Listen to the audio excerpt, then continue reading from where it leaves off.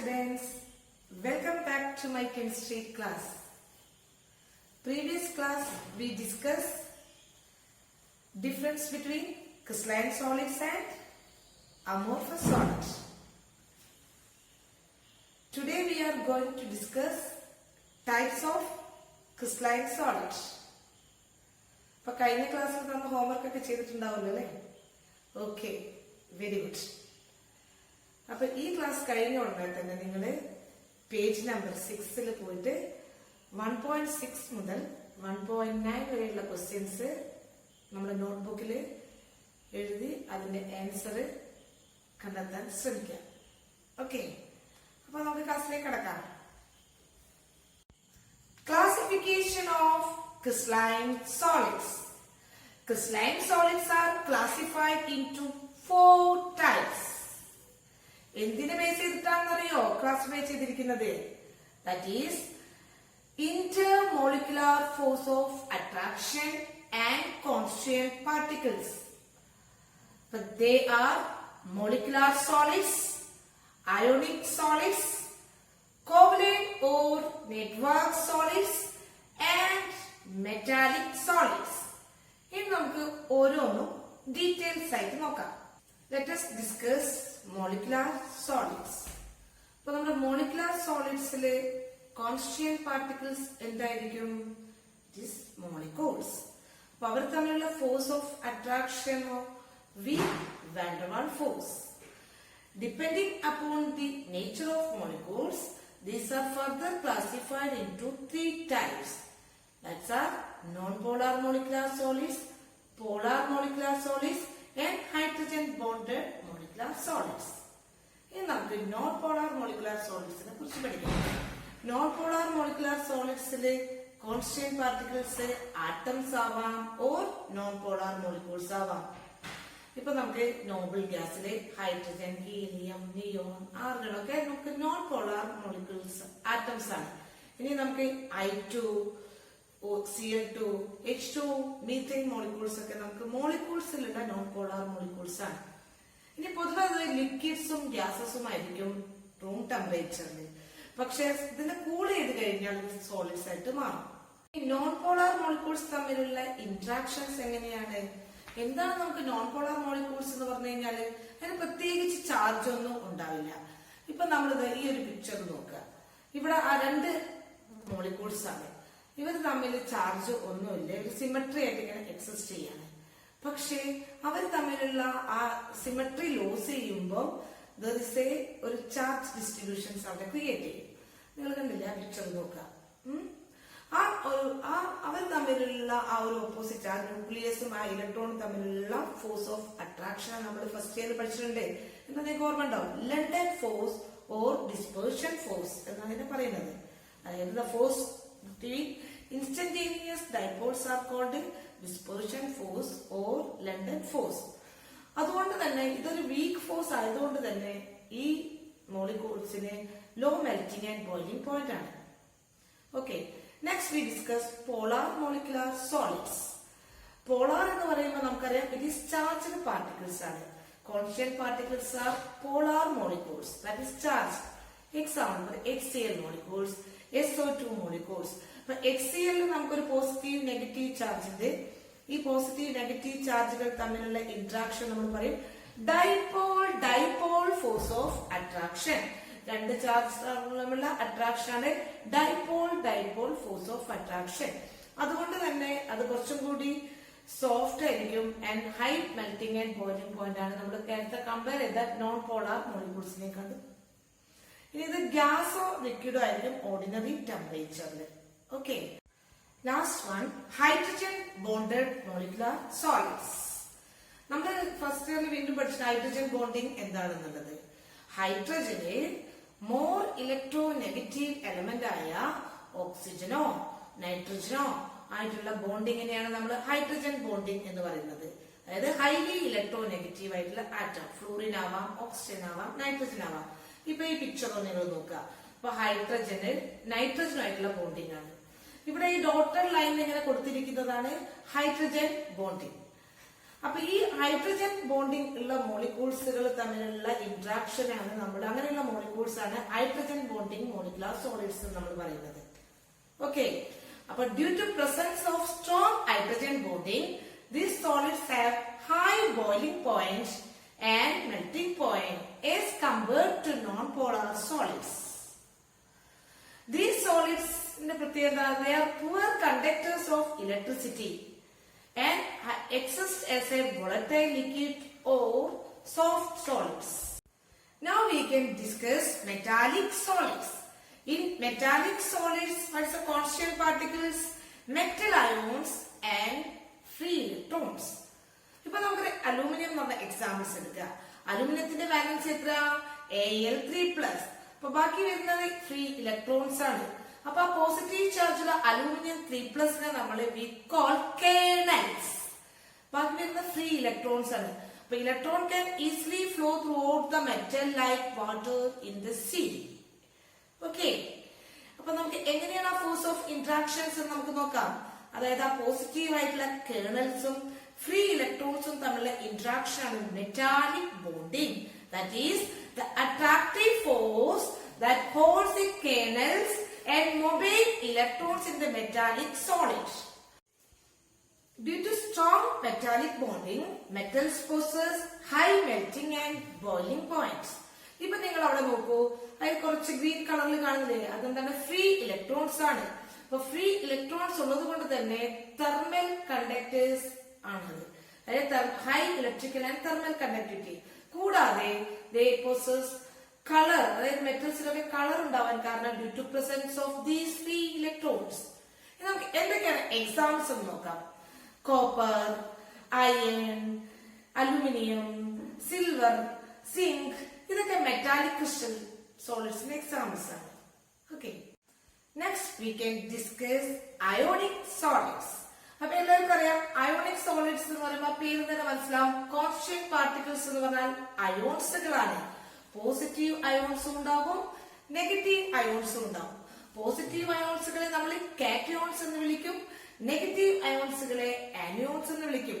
അപ്പൊ പോസിറ്റീവും നെഗറ്റീവും തമ്മിലുള്ള ഇന്ററാക്ഷൻ നമ്മൾ ഇലക്ട്രോസ്റ്റാറ്റിക് ഫോഴ്സ് ഓഫ് ഇന്ററാക്ഷൻ എന്ന് പറയും. ആ ഒരു ഇലക്ട്രോസ്റ്റാറ്റിക് ഫോഴ്സ് ഉള്ളത് കൊണ്ട് തന്നെ അവർക്ക് high melting and boiling point ആണ്. അപ്പൊ അതാണ് നമ്മുടെ അയോണിക് ബോണ്ട്, അതായത് strong electrostatic force of attraction. Okay, ഇനി അയോണിക് സോളിഡ്സിന്റെ സോലുബിലിറ്റി നമുക്ക് നോക്കാം. ദേ ആർ സോലുബിൾ ഇൻ വാട്ടറിൽ സോലുബിൾ ആവും, ദാറ്റ് ഈസ് പോളാർ സോൾവെന്റ് ആണ് water.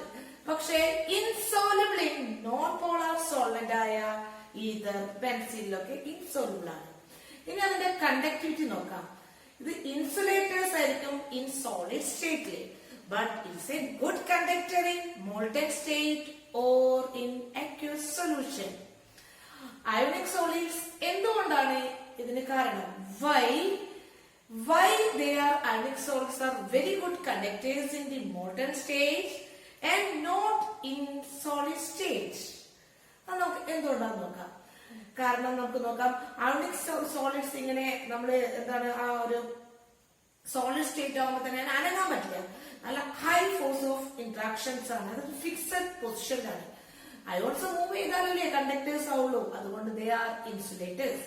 But molten state or aqueous solution split ചെയ്യപ്പെടും, അത് അയോൺസുകളായിട്ട് മാറും. ഇൻഡിവിജ്വൽ അയോൺസ് ആയി അതിന് മൂവ് ചെയ്യാൻ പറ്റും.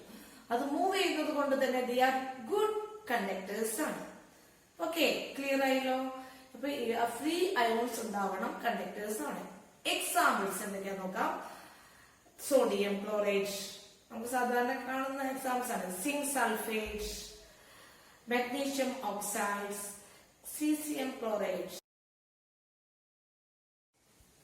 Last we can discuss covalent solids or network solids.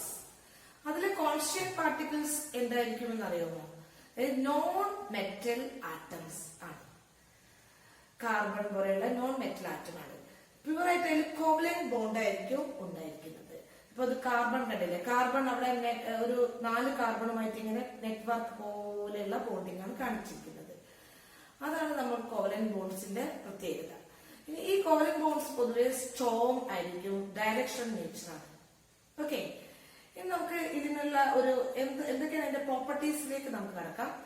പൊതുവെ covalent solids carbon for examples carbon ഉള്ളത് കൊണ്ട് തന്നെ ഇത് പൊതുവെ high melting and boiling points ആണ്. അപ്പൊ ഇത് ഹാർഡ് ആൻഡ് ബ്രിട്ടിൽ ആണ്. Extremely high melting and boiling point. Okay, covalent സോളിഡ്സിന്റെ ആബ്സെൻസ് ഓഫ് അയോൺസ് ഉള്ളത് കൊണ്ട് തന്നെ is a bad conductor of electricity ആണ്. ഓക്കെ, അപ്പൊ ഇതിന്റെ എക്സാമ്പിൾസ് നമുക്ക് നോക്കാം. വൺ ഓഫ് ഡയമണ്ട് ആണ് നമുക്ക് ഇതിൽ പറയാൻ പറ്റുന്ന ഡയമണ്ട് ആൻഡ് ഗ്രാഫൈറ്റ്. ഡയമണ്ടിന്റെ പ്രത്യേകത നോക്കാം. ഡയമണ്ടില് കാർബണിന്റെ 4 കാർബണുമായിട്ടാണ് ബോണ്ട് ചെയ്തിട്ടുള്ളത്. കാർബൺ ടെട്രാവാലന്റ് ആണ്. അതൊരു നെറ്റ്വർക്കിംഗ് പോലെ നമുക്ക് കാണാൻ പറ്റും. അവിടെ ഫ്രീ ഇലക്ട്രോൺസ് ഒന്നുമില്ല. So diamond is the hardest ആയിട്ടുള്ള കോവലന്റ് സോളിഡ് ആണ്. ദേ ആർ പുവർ കണ്ടക്ടേഴ്സ് ആണ്. Poor conductors. ഇതൊരു എക്സെപ്ഷണൽ കേസ് ആണ് ഗ്രാഫൈറ്റ്. ഗ്രാഫൈറ്റ് എന്ന് പറയുമ്പോൾ it is a covalent solid ആണ്. പക്ഷേ അതെന്താണ്, ഗുഡ് കണ്ടക്ടേഴ്സ് ഓഫ് ഇലക്ട്രിസിറ്റി ആണ് ആൻഡ് സോഫ്റ്റ് ആണ്. ഡയമണ്ട് അത്ര തന്നെ ഹാർഡ് അല്ല. വൈ? അതിന് കാരണം ഗ്രാഫൈറ്റിന്റെ സ്ട്രക്ചർ ആണ്. നമ്മൾ നോക്കുക, ഒരു എക്സണൽ പോലെ നമുക്ക് അറിയാം, ഒരു ലെയർ സ്ട്രക്ചർ ആണ് ഗ്രാഫൈറ്റിനുള്ളത്. ആ ലെയർ സ്ട്രക്ചർ ഉള്ളതാണ് അതിനെ സോഫ്റ്റ് ആക്കുന്നതും അതിന്റെ കണ്ടക്ടേഴ്സ് ആക്കുന്നതും. ഇപ്പൊ നമ്മൾ ആ പിക്ചറിലേക്ക് ഒന്ന് നോക്കൂ. ആ പിക്ചറിൽ നമുക്ക് കാണാൻ പറ്റുന്നത് ഒരു എക്സണൽ കാർബണിന്റെ വാലൻസ് എത്രയാണ്? 4 ടെട്രാവാലന്റ് ആണ്. പക്ഷെ അത് 3 നൈബറിംഗ് കാർബണുമായിട്ടാണ് ബോണ്ട് ചെയ്തിരിക്കുന്നത്. നാലാമത്തെ ഇലക്ട്രോൺ ആണ് ഫ്രീ ആണ്. അത് നമ്മൾ ആ ഗ്രീൻ ചെറിയ ബോളായിട്ട് കണ്ടില്ലേ, അത് ഇങ്ങനെ ആ ഒരു ലെയർ സ്ട്രക്ചറിൽ ഫ്രീ ആയിട്ട് കാണും. അപ്പൊ അതാണ് എന്തിന് കാരണം? അതിന്റെ കണ്ടക്ടിവിറ്റി കാരണം. ദാറ്റ് ഈസ് ഫ്രീ ഇലക്ട്രോൺസ് ആണ് അവിടെ കാരണമായിട്ട് കാണുന്നത്. ഇനി നമുക്ക് ആ ഫ്രീ ഇലക്ട്രോൺസ് ഇങ്ങനെ ആ ഒരു സ്ട്രക്ചറിൽ സർക്കുലേറ്റ് ചെയ്യുന്നത് കൊണ്ട് തന്നെ graphite is A good conductor. പക്ഷെ ഡയമണ്ടിൽ അങ്ങനെ ഫ്രീ ഇലക്ട്രോൺസ് ഇല്ലാതെ ടെട്രാവാലന്റ് 4 കാർബണുമായിട്ട് തന്നെ ബോണ്ട് ചെയ്തിട്ടാണ്. ഗ്രാഫൈറ്റിൽ പക്ഷെ 3 കാർബണുമായിട്ടാണ് ബോണ്ട് ചെയ്തിരിക്കുന്നത്. ക്ലിയർ ആയല്ലോ? ഇനി അടുത്തത് അതിന്റെ ആ ലെയർ സ്ട്രക്ചർ നോക്കുക. ആ ലെയർ സ്ട്രക്ചർ തമ്മിൽ ഫോഴ്സ് ഓഫ് അട്രാക്ഷൻ വെരി വീക്കാണ്. അതുകൊണ്ട് തന്നെ ആ വെരി വീക്ക് ആയതുകൊണ്ട് തന്നെ അതിനൊരു സ്ലിപ്പറി സ്ട്രക്ചർ ആണ്. Easily slide over one another ആണ്. കണ്ടില്ലേ? Easily slide over one another. അതുകൊണ്ട് തന്നെ അതിന്റെ വേറൊരു പ്രോപ്പർട്ടി ആണ്, it's a good lubricant and സോഫ്റ്റിന് കാരണം ഈ സ്ലിപ്പറി സ്ട്രക്ചർ ആണ്. ഓക്കെ, അപ്പൊ ഇതിന് ഇനി എക്സാമ്പിൾസ് എന്തൊക്കെയാ നോക്കാം. ഡയമണ്ട്, സിലിക്കൺ കാർബൈഡ്, സിലിക്കയൊക്കെ നമുക്ക് നെറ്റ്വർക്ക് സോളിഡ്സിന് എക്സാമ്പിൾസ് ആണ്. ഓക്കെ സ്റ്റുഡൻസ്, അപ്പൊ ഇന്നത്തെ ക്ലാസ്സിന്റെ സമ്മറി നോക്കാം. ഒന്ന് ഓർത്ത് നോക്കി, എന്തായാലും നമ്മൾ തുടങ്ങിയിരുന്നത് ക്ലാസിഫിക്കേഷൻ ഓഫ് ക്രിസ്റ്റലൈൻ സോളിഡ്സ്. എത്ര ടൈപ്പ് ആയിരുന്നു? Okay, 4 types. ഏതൊക്കെയാണെന്ന് ഓർത്ത് പറഞ്ഞേ? Okay, very good. Molecular solids, metallic solids, ionic solids and covalent or network solids. പിന്നെ നമ്മൾ പഠിച്ചത് ഓരോ സോളിഡ്സ് നമ്മൾ ഡീറ്റെയിൽസ് ആയിട്ട് പഠിച്ചു. ഓക്കെ, മോളിക്കുലാർ സോളിഡ്സിന്റെ ക്ലാസിഫിക്കേഷൻ ഒന്ന് ഓർത്ത് പറഞ്ഞേ. ഓക്കെ, എന്താണത്? Polar molecular solids, non polar molecular solids and last one okay hydrogen bonded molecular solids. അപ്പൊ ഇതിന്റെ എക്സാമ്പിൾസും ഓർക്കണേ, ഒന്നുകൂടി ഓർത്ത് പഠിക്കാം. ഓക്കെ, നെക്സ്റ്റ് നമ്മള് ഏതാ പഠിച്ചിരുന്നത്? Metallic solids. അപ്പൊ അതിലെ കോൺസ്റ്റിറ്റ്യൂയൻസ് എലമെന്റ്സ് നമ്മൾ മെറ്റൽ ആറ്റംസ് ആണ്. അതിന്റെ force of attraction metallic bonding ആണ്. ഓക്കെ, നെക്സ്റ്റ് നമ്മൾ എന്താ പഠിച്ചത്? Ionic solids. അയോണിക് സോളിഡ്സിലെ കോൺസ്റ്റിറ്റ്യൂയന്റ് പാർട്ടിക്കിൾസ് എന്തായിരുന്നു? അയോൺസുകളാണ്. ഓക്കെ, അവർ തമ്മിലുള്ള ഫോഴ്സ് ഓഫ് അട്രാക്ഷൻ എന്തായിരുന്നു? എന്താണ് force of attraction? Okay, electrostatic force of attraction, that is ionic bonding. Last നമ്മൾ എന്താ ഡിസ്കസ് ചെയ്തത്? Covalent solids. അതിലെ കോൺസ്റ്റിറ്റ്യൂയന്റ് പാർട്ടിക്കിൾസ് എന്തായിരുന്നു? Okay, very good. Non metal atom, അവർ തമ്മിലുള്ള force of attraction is a covalent bonding. Examples നിങ്ങൾ ഒന്ന് recall ചെയ്യാം കേട്ടോ. ഓക്കെ, ഇനി നമ്മുടെ വീഡിയോ തുടങ്ങുമ്പോൾ ഒരു കാര്യം പറഞ്ഞതല്ലേ, ഓർമ്മയുണ്ടല്ലേ എന്തായിരുന്നത്? ഓക്കെ, നമ്മുടെ പേജ് നമ്പർ 6 പോവാ. NCERT ടെക്സ്റ്റിലെ പേജ് നമ്പർ 6 പോയിട്ട് ഇൻഡെക്സ് ക്വസ്റ്റ്യൻ ചെയ്യാം. ഈ വീഡിയോ നന്നായി കണ്ടിട്ട് നിങ്ങൾ ഇൻട്രസ്റ്റ് ക്വസ്റ്റ്യൻ വെരി ഗുഡ് ആയിട്ട് ചെയ്യും. അപ്പൊ നിങ്ങൾ 1.6 to 1.9 ക്വസ്റ്റ്യൻ ചെയ്യുക. അത് നന്നായിട്ട് നോട്ടിൽ പെർഫോം ചെയ്യുക. അത് കീപ്പ് ചെയ്ത് വെക്കുക. നമുക്ക് നേരിൽ കാണുമ്പോൾ ഇന്ററാക്ഷൻ നടത്താം. ഓക്കെ.